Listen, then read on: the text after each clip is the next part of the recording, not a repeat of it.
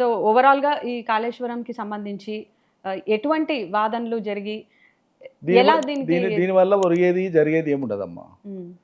ఈ మొత్తం వ్యవస్థలో ఒక్క మేడిగడ్డ దగ్గర ఉండేటువంటి బరాజ్కి సంబంధించి 3 పిల్లర్లు, అనేక పిల్లర్లలో 3 పిల్లర్లు, 7వ బ్లాక్లో ఉండే 3 పిల్లర్లు, నిలువున ఉండే పిల్లర్లు పగుళ్ళు వచ్చినాయి.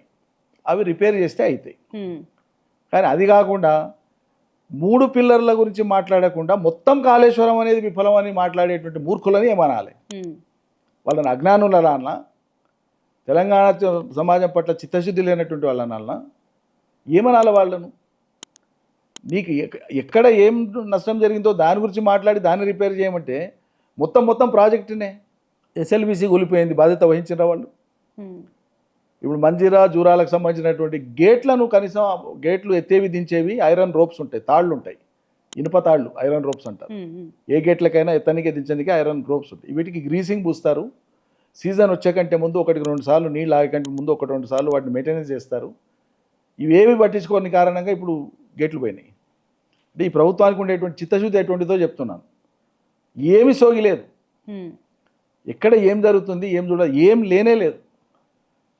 వాళ్ళ దినచర్యనే పోయిన ప్రభుత్వం మీద అభాండాలు వేయడం, వీళ్ళ యొక్క అసమర్థతను, కార్యశూన్యతను, చిత్తశుద్ధి లేమిని కప్పిపుచ్చుకోవడం కోసం నిరంతరం అవతల వాళ్ళ మీద దాడి చేయడం తప్పిస్తే ఏమీ లేదు అక్కడ.